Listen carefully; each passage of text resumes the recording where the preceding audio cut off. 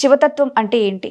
శివతత్వం అంటే ఏ అలంకరణ లేని ఒకే ఒక మహానీయుడు మహాముఖ్యంటి. వెండికొండలవాడు వెండి కొండల పైన కూర్చోకుండా శ్మశానంలో కూర్చుంటాడు. ఆత్మబంధువు అంటే ప్రాణదాత. ఇవన్నిటిని పక్కన పెడితే మీరు ఒక కలశంలో నీళ్లు తీసుకొచ్చి శివుడి లింగం పైన అభిషేకానికి అలా పోసిన ఎంతో ఆనందపడే ఒక మహత్తరుణం చూస్తూ ఉంటాం. చాలామంది భక్తులు కొంతమంది అభిషేకాలలో అన్ని రకాలే పెడతారు, కానీ ఎక్కువ శాతం అయితే నీళ్ళతోనే వచ్చే తండ్రిని అభిషేక ప్రియుడు అని చెప్పేసి గంగతో స్నానం ఆచరించి ఒక చిన్న పద్ధతి చేసి వెళ్తారు. తండ్రి ఏమిచ్చాడు బాగా గమనించి చూడాలి మీరు. పైనుంచి గమనిస్తే శరీరంలో 3 కన్నుల నుండి 3 కన్నులలో మొదటి కన్ను ఏదైతే కనబడుతుందమ్మా కొంచెం అడ్డుగా ఉంటుంది ఇలాగా. దాని నుంచి ఆయన రుజువు చేసుకున్నది ఏంటంటే మీకంటే భిన్నంగా చూడగలను నేను అని చెప్పేసి రుజువు చేశాడు. అది రుజువు ఎలా చేశాడో మీకు, మీరు శివతత్వం అన్నారు కాబట్టి దాని యొక్క ప్రశ్న శరీరాన్ని వివరించుకుంటూ కిందికి రావాలి. భూప్రపంచం మొత్తంలో బాగా గమనించండి, డబ్బులు బాగా సంపాదించడం ఒకటే మేజర్ ప్రయారిటీ.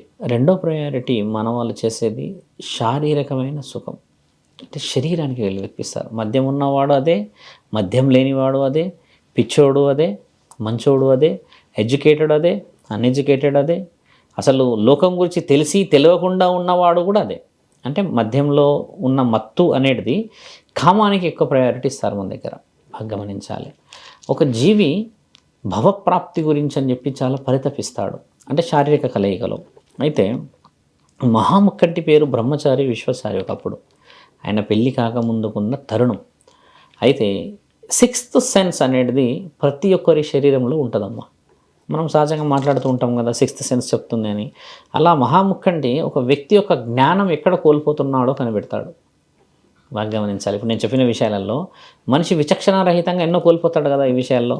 అలా కామానికి ఒక విలువ ఉన్నది, ఒక అర్థం ఉన్నది, కానీ మన వాళ్ళు అలా కాకుండా అర్థం పర్థం లేకుండా ఎన్నో విలువలు ఆ విషయంలోనే కోల్పోతాడు. ఒక అక్రమ సంబంధమైనా చూడండి, ఒక ప్రేమ అయినా చూడండి, ఒక భార్యాభర్తల జీవితం అయినా చూడండి, ఆ విషయమే చాలా గోప్యమైనది. అది బయటపడిందంటే మాత్రం దానికి మనం బానిసలమే. ఇలా ఉన్న తరుణాన్ని పరమాత్ముడు ఎందుకు మానవ శరీరం ఈ విధంగా పోతుంది అంటే వీళ్ళ యొక్క ఆలోచన, అంటే జ్ఞానం. బాగా గమనించండి, నేను అన్నది శారీరక వ్యామోహం అన్నది జ్ఞానం అమ్మ. ఆ జ్ఞానాన్ని పరమాత్ముడు ఏం చేశాడంటే, మనం ఎప్పుడైనా చిత్రపటాలు చూడండి, యోగాహాసనాలలో శివుడు కూర్చున్నప్పుడు వెనక 9 గ్రహాలు ఉంటాయి, ఇలా చూసారా, అన్ని చక్రాలు. అలా మానవ శరీరం ఏం చేశాడంటే తండ్రి ఎక్కడ ఆనందాన్ని పొందడానికి అసలైన జ్ఞానాన్ని వీళ్ళు కోల్పోతున్నారో అని చూసినప్పుడు ఈ శరీరంలో ఉన్న వీర్యాన్ని తండ్రి వెనక్కి తీసుకెళ్తాడు పైకి. బాగా గమనించండి, మనం ఏం చేస్తాం, అది శరీరంలో నుంచి బయటికి రావడానికి ఎన్నో విలువలు కోల్పోతున్నాం ఈ రోజుల్లో. అదొక వివరణ, దాని వేరే విధంగా ఉన్నది. పరమాత్ముడు ఏం చేస్తాడంటే పైకి తీసుకెళ్ళి దాన్ని కింద నుంచి ఒక్కొక్క గ్రహం దాటుతూ వస్తుంటాడు, ఒక్కొక్క తరుణం దాటుతూ వస్తాడు, ఒక మహా ఆలోచనలు దాటుతూ వచ్చామ్మా. ఎక్కడైతే మానవుల భావప్రాప్తి ఆనందాన్ని పొందుతారో ఆ ఆనందాన్ని ఇక్కడ బందీ చేస్తాడు. ఇక్కడ బందీ చేసినప్పుడు ఆ జ్ఞాననేత్రం అనేది తండ్రి తెరుచుకుంటున్నప్పుడమ్మా విలువని చూపించగల ఒకే ఒక్క శక్తి, జ్ఞానాన్ని సంపాదించి మీకంటే జ్ఞానంగా పరిజ్ఞానంగా ఆలోచించగలిగిన ఒకే ఒక మూల ఆధారణం మహాముఖంటి అని రుజువు చేసిన కన్నది.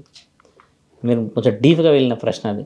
ఈ కన్నుకున్న ప్రత్యేకత ఏంటంటే అమ్మ, ఇందులో నుంచి తండ్రి అమ్మ సతీదేవి చెప్పిన మాట వినకుండా దక్షుడు చేసిన యజ్ఞానికి వెళ్ళినప్పుడు అమ్మ అగ్నికి ఆహుతి అయినప్పుడు తండ్రి పార్వతి అని గట్టిగా అరిచినప్పుడు పడ్డ ఒక అక్షు ఈ 3వ కన్ను నుంచి పడ్డది.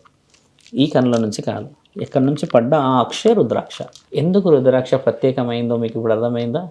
తండ్రి ఆనందాన్ని వెనక్కి తీసుకెళ్ళి జ్ఞానాన్ని బాగా మనుషులు ఎక్కడ కోల్పోతున్నారో గమనించి ఆ పరిజ్ఞానాన్ని దాచిన అక్ష అదే రుద్రాక్ష. అందుకే రుద్రాక్ష వేసుకున్న వాళ్ళు పవిత్రమవుతారు.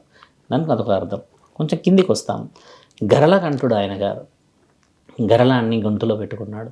దేవాది దేవతలు ఇటు రాక్షసులు సాగర సంగమం జరుగుతున్న ఆ మహాయుద్ధంలో 12 సంవత్సరాల్లో వాసుకి మాత అమృతం వచ్చే గడియలలో విషాన్ని జిమ్మేస్తూ ఉంటుంది.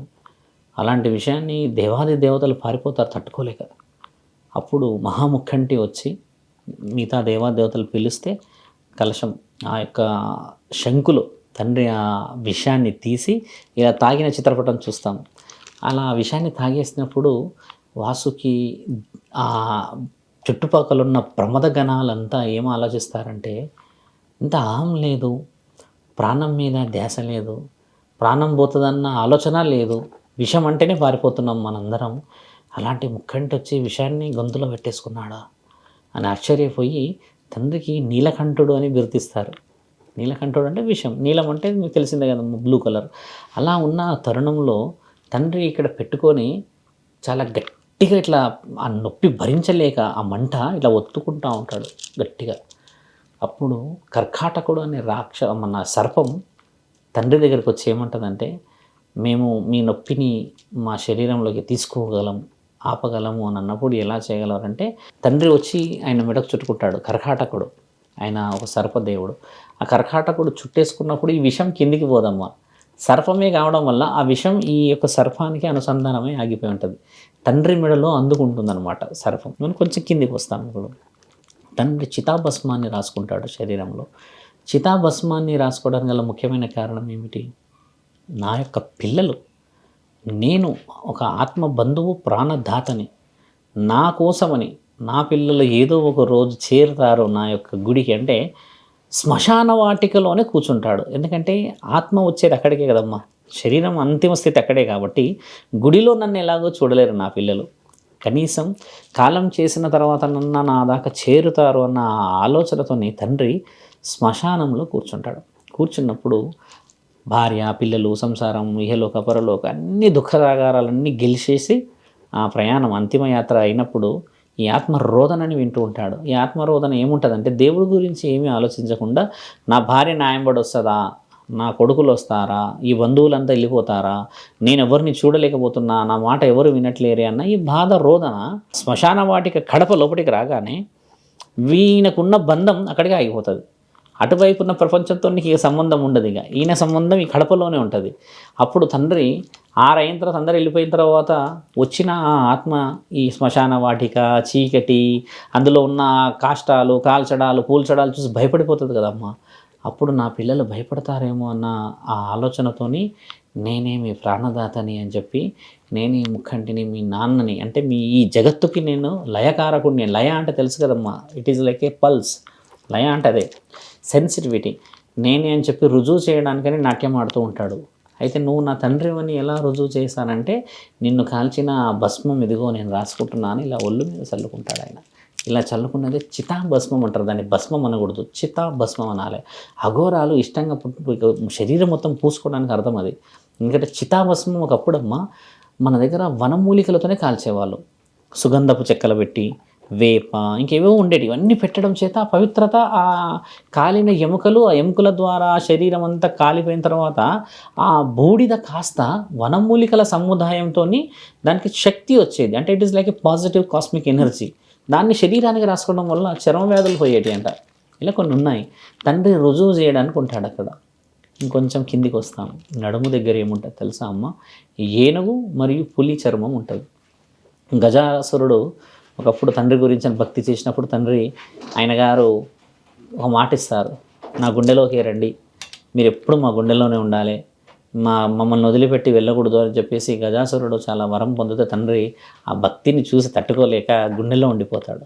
ఉండిపోయిన తర్వాత దేవాదేవతలు కనిపెడతారు, శివుడు ఎక్కడ పోయి కనబడతలేడంటే కొంతమంది కనిపెట్టి నందీశ్వరుడు రూపంలో వెళ్ళి నీ గుండెలో ఉన్న శివుడు మాకు కావాలి అని అన్నప్పుడు తండ్రి ఆయనకి ఏం చెప్తారంటే, ఏ రోజైతే నీ గుండెలో నేను ఉన్నా అని కనిపెడతారో ఆ రోజు నీ గుండె పగిలిపోతుంది గజాసుర అని అంటారు. అంటే తండ్రి బయటకు వస్తే ఆయన చనిపోతాడు అని అర్థం. దానికి కూడా సిద్ధమై ఉంటాడు ఆయన. బయటకు వచ్చేస్తాడు తండ్రి. గజాసురుడి యొక్క మరణం ఎలా ఉంటుందంటే ఆయన ఒక మాట ఇస్తాడు, మేము మరణించిన చిరస్మరణీయంగా మమ్మల్ని పూజించాలి తండ్రి, భూమండలం కానీ ఏ మండలం కానీ అని అన్నప్పుడు తండ్రి అదే సమయంలో ఇక్కడ వినాయకుడు తల తీసేస్తాడు. ఈ తల తీసుకొచ్చి అక్కడ పెడతాడు. గజాసురుడు అంటే ఎవరు?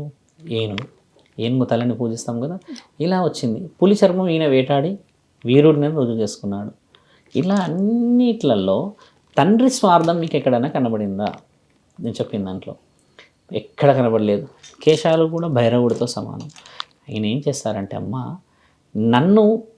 నేను దేవుడిని నేను రుజువు చేసుకునే ముందు నీలో ఉన్న తత్వం, అంటే ఇప్పుడు ఈయన శివతత్వం తండ్రిదంతా, ఆయన తత్వం అంతా చూయించింది మానవత్వంతో ఉండాలి అని. దేవుడే మానవత్వంగా ఉన్నాడు అంటే మానవత్వం అంటే చాలా నిమ్మలమైనది, చాలా స్పష్టమైనది, కళ్ళకి అద్దినట్టుగా చక్కగా చూయించేశాడు ఆయన. ఇక శాస్త్రం లేదు, వేదం లేదు, పురాణం లేదు, ఏది లేదు, అక్కడ శ్లోకం లేదు, వివరంగా చూయించేశాడు కదా. మరి అన్నీ ఉన్న మనము ఒక్కసారి హరాయ భవాయ స్వరాయ దేవదేవాయ మహాదేవాయ నమశివాయ అని అనలేమా? పంచభూతాల అధిపతి నేను, పంచభూతాలకు అధిపతినని నిన్ను రుజువు చేసిన నీ శరీరం మానవత్వంతో ఎందుకు ఉండట్లేదు?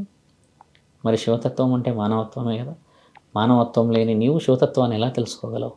శివతత్వం అనేది కావాలంటే మొదట నీవు మనిషిగా ఉండాలి, నమ్మిన భార్యని ప్రేమించాలి, నీతోనే ఉన్న అన్నదమ్ములని గౌరవించాలి. కన్న నా తల్లి నా తండ్రి నా కోసం ఎన్నో ఎన్నో ఎన్నో చేసిన వాళ్ళు కనీసం నా వల్ల ఒక పేరు ఒకరోజన్నా మంచిగా పుట్టించుకున్నా నా కడుపులా అని అనుకోవాలి. ఇన్ని చేసిన మహాన్ కంటి మూలదాత కోరుకునేది ఏం తెలుసా అమ్మ? అవసరం ఉన్నవాడిని ఆదుకోండి, నిజంగా ఆకలితో వచ్చిన వాడికి అన్నం పెట్టండి.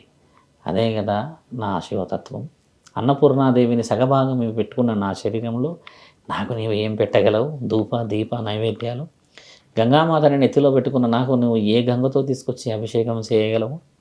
బాగా గమనించి చూస్తే ఆయన చేయాల్సింది, అడగాల్సిందల్లా ఒకటే చెప్పాడు. మానవత్వంతో వెలిగిన రోజు అక్కడ కనబడతా కదా నేను శివుడినై. భిక్షగాడు ఉన్నాడు రోడ్డు పైన, అడుక్కోవడానికి చేతులు కాళ్ళు కూడా లేవలేని స్థితిలో ఉన్న వాళ్ళందరూ ఉన్నారు. మా కుటుంబంలో ఒక వ్యక్తికి ఏమైనా అయితే అందరు కలిసి పదులు వేసి 1000 తీసుకొచ్చిస్తారేమో బాగుపడదామని చెప్పి ఎదురు చూసే కొన్ని కుటుంబాలు ఉన్నారు కదా. అలాంటి వాళ్ళని వదిలిపెట్టి మేడల మీద మేడలు, అకౌంట్ల మీద అకౌంట్లు, డిజిట్ల మీద డిజిట్లు పెట్టుకున్నాం. మీకు శివతత్వం ఎలా కనబడుతుంది మా తల్లి? మానవత్వం లేకపోతే శివతత్వం కనబడదు. శివతత్వం కావాలంటే ఇప్పుడు మీరు గమనించండి, మనిషిలా కావాలి. మనిషి అనే విషయం బాగా గమనించి చూడండి. మహర్షులు కూడా చెప్పేది ఒకే ఒక మాట, నీవు నిజంగా నీ కోసం ఎదురు చూసే వాళ్ళ కోసం పుడితే చాలు. అదే పరమశివుడి ఆజ్ఞ. నీ యొక్క ఈ ప్రాణం అమ్మ నీది కాదు, మీ అమ్మది, మీ నాన్నది, మీ తాతలది. ఎక్కడి నుంచి వచ్చేది బాగా గమనించి చూడండి. పిండం స్త్రీ, అండం పురుషుడు. ఈ అండం పిండం రెండు కలిస్తేనే బ్రహ్మాండం. ఈ బ్రహ్మాండాధిపతి నీ శరీరాన్ని నీకు ఇచ్చేశాడు, మనస్సాక్షిని ఇచ్చేశాడు, మనస్సును ఇచ్చేశాడు, కుటుంబాన్ని ఇచ్చేశాడు, ఆస్తి అంతస్తులు తినడానికి పంచభూతాలన్నీ ఇచ్చాడు. అగ్ని, గాలి, నీరు, ఆకాశం, భూమి ప్రతీదీ ఇచ్చాడు. ఇన్ని ఇచ్చినా నా తండ్రి పరమాత్ముడు ఇంత చిన్న గుండె ఇచ్చి దానికి మనసు అన్న పేరు ఇచ్చాడు. దాన్ని ఎంతమంది ఈరోజు తండ్రి దగ్గరికి తీసుకెళ్ళి మనస్సాక్షితో అప్పచెప్తున్నారు? గుడిలో అభిషేకాలు మనము కోరికతో చేస్తున్నాము, కానీ మనస్సాక్షితో చేస్తున్నాము. మనస్సాక్షి లేని నీకు ఏ శివుడు వచ్చి సాక్షి చెప్పాలమ్మా? కాబట్టి శివభక్తులు ముఖ్యంగా చెప్పేది ఏంటంటమ్మా, మనస్సాక్షి లేని దగ్గర మనసు ఉండదు. మనసు లేని దగ్గర శివుడు ఎలా ఉంటాడు తల్లి? ఆయన చెప్పింది కూడా అదే కదా. ఏం ప్రేమను ఆశించాడని భక్త కన్నప్ప పెట్టిన ఆ పంది మాంసాన్ని తిన్నాడు ఆయన? భక్తి చూశాడేగా. మరి ఏమి ఆశించాడని చెప్పేసి శ్రీకాళహస్తి, ఆ ఏనుగు, ఆ పాము, ఆ యొక్క జాలేడు ఉంటుంది పురుగు, వీటి యొక్క భక్తిని చాకాడమ్మా మహాముఖ అంటే? మనసును చూశాడుగా. మరి మనసును చూసిన మహాముఖ అంటే మరి మనకి ఏం నేర్పించాలి? ఏమి ఇవ్వాలి ఆయన మీకు? వేదాలు, తంత్రాలు, మంత్రాలు అనమన్నాడా? అమ్మ అని అనర్గలుగా పిలువన్నాడే, ఆడపిల్లని కాపాడమని అన్నాడే, ధర్మాన్ని కాపాడమని అన్నాడే. అమ్మ నాన్నలు నిజమైన దేవుళ్ళని గణేశుడే రుజువు చేశాడు కదా, వేదవ్యాసుడే రాశాడు కదా మహాభారతంలో. మరి ఇంకెన్ని ఉన్నాయి తల్లి మన దగ్గర? మీరు అన్న మనస్తత్వం ఎక్కడుంది? మానవత్వం లేని దగ్గర శివతత్వం రాదమ్మా. శివతత్వంలో మేము ఉన్నామని చెప్పి భ్రమలో ముంచకండి. ఎక్కడైనా శివుడే, నీవైనా శివుడే, నేనైనా శివుడే, ఆయనైనా శివుడే. అంతా నేనే అని ఆయనే చెప్పినాక ఆయన ఉన్నాడని రుజువు చేయడానికి నాలుకే పలకదా అమ్మ? హరినామస్మరణం పలకని నీ నాలుగు ఎందుకు? ఒక మాట ఆలోచించండి. హరినామస్మరణం అంటే హరి ఎవరు తల్లి? మహావిష్ణువు. నామస్మరణం అంటే హరినామస్మరణం అనేది నీవు ఏ విధంగా పలుకు. దేవుడు పలు విధాలుగా మానవుడు చేసుకున్నాడు, కానీ ఆయన ఒకడే కదా పరమాత్మ. నువ్వు హరి అను, హర అను, భవ అను, స్వర అను, నువ్వు ఏదైనా అను, నేనున్నాను అని రుజువు చేస్తాడు ఆయన. అలాంటి తరుణాన్ని వదిలిపెట్టేసి మనం శివతత్వం రావాలంటే ఏమనాలి, శివతత్వం రావాలంటే హోమాలు చేయాలని కూడా మూర్ఖత్వం. శివతత్వం అంటే మానవత్వం.